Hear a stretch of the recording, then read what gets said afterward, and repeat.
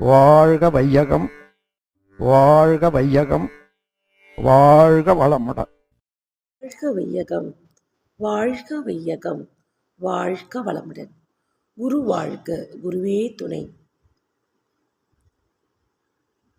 நம்ம பேராசிரியர் ஒருத்தர் ஸ்பீச் ஏற்படுத்திய தாக்கம், அந்த தாக்கத்தினால் தெளிந்த அறிவின் நிலை, இதுதாங்க உங்ககிட்ட இப்போ பகிர போகிறோம்.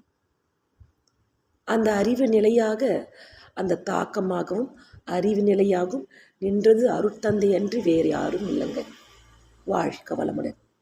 பேராசிரியர் சொன்னாருங்க, நாம் எல்லாருமே கோயில் குளத்துக்கு போகிறோம், தொண்டு செய்கிறோம், நிறைய நல்லது செய்கிறோம், இன்முகத்தோடு இருக்கோம், எல்லாமே செய்கிறோம். ஆனால் நம்மளால் அதை அனுபவிக்கிற தகுதி இல்லை. நம்ம கஷ்டப்படுறோம், நம்ம வேதனைப்படுறோம், வாழ்க்கையில் பல சிக்கல் இருக்குது, முகம் சிரிக்குது, உள்ள ஒரு கவலை இருக்குது. உடல் தொண்டுக்கு போகுது, ஆனால் வீட்டுக்கு வந்துட்டு உடலை எங்கேயோ ஒரு உபாதை இருக்குது இல்லைங்களா? அப்போது நல்லது தானே செய்கிறோம். எதனால் இந்த கஷ்டம் நம்ம வாழ்க்கையில்?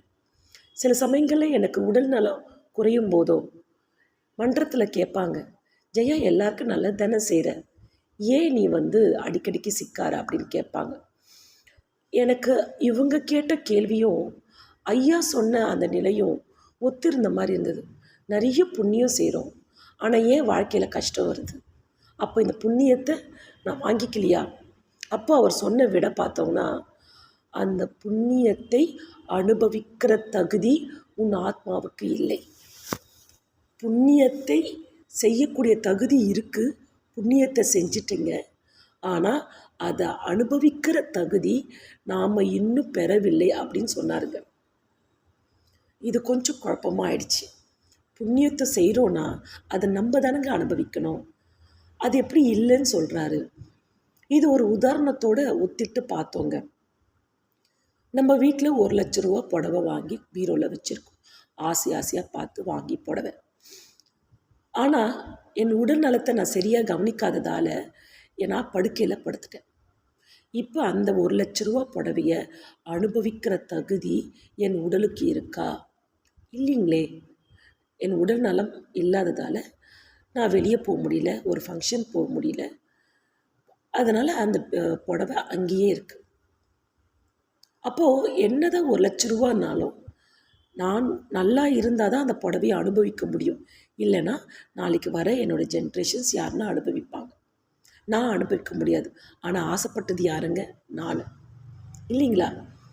அதே மாதிரி தாங்க, நம்ம 1000 புண்ணியம் பண்ணுறோம், நிறைய தொண்டு செய்கிறோம், ஆனால் நம்ம உடலை நலமாக வச்சுக்கிறோமா? மன நலமாக வச்சுக்கிறோமா? உயிர் வளத்தோடு இருக்கோமா? இது 3 விஷயம். நம்ம பூரண உடல் நலம், உயிர் வளம், மனோபலத்தோடு இருந்தால் தாங்க அந்த தொண்டின் மூலம் கிடைக்கக்கூடிய புண்ணியமானது நம்மை, அந்த புண்ணியத்தை நாம் அனுபவிக்க முடியும். இல்லைன்னா என்னங்க, புண்ணியம் வாங்கி மேலே அடுக்கி வச்சிட்டோம், கருமைத்தை ஒரு இடத்துல அடுக்கி வச்சுருக்கோம். ஆனால் நம்மளுடைய அறியாமை, அலட்சியம், உணர்ச்சி வயத்தால் நம்ம உடம்பு கெட்டு போகுது, தேவையில்லாமல் மாத்திரைகள் சாப்பிட்டு உடம்பு கெட்டு போகுது, மனவளம் கெட்டு போகுது.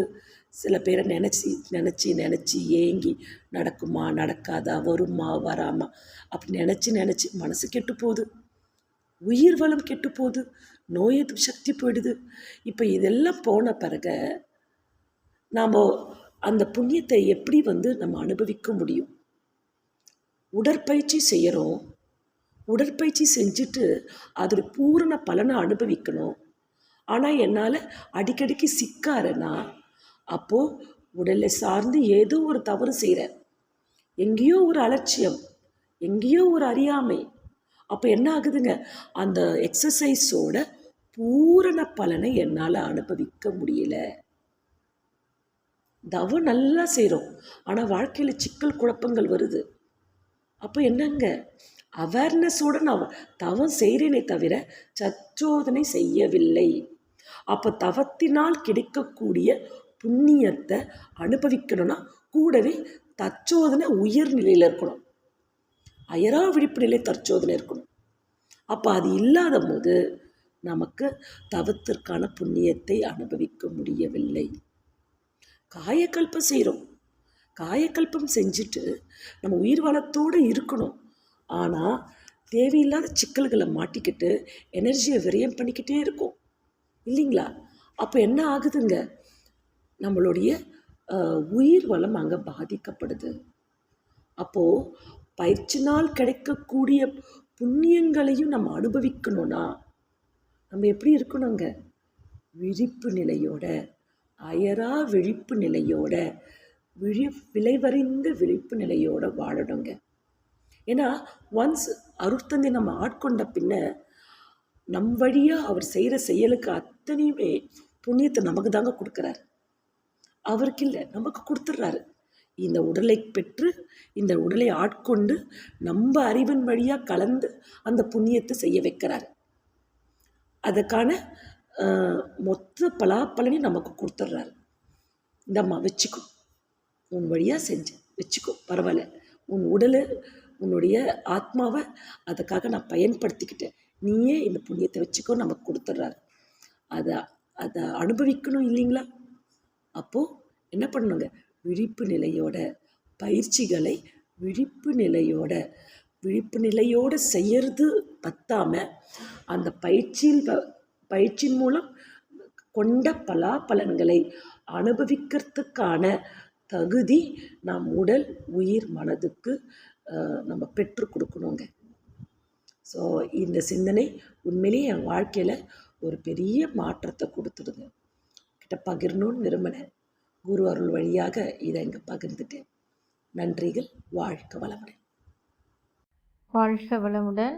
ஸ்கை வேதாத்திரியம் அமுதம் சேனலுக்கு இதுவரைக்கும் சப்ஸ்கிரைப் பண்ணின அனைத்து அன்பர்களுக்கும் மிக்க நன்றி. வாழ்க வளமுடன். அனைவரும் வேதாத்திரிய தத்துவங்களை உலகறிய செய்வோம். இந்த சேனலை உங்கள் நண்பர்கள் அனைவருக்கும் ஷேர் செய்து பயன்பெறுங்கள். நன்றி. வாழ்க வளமுடன்.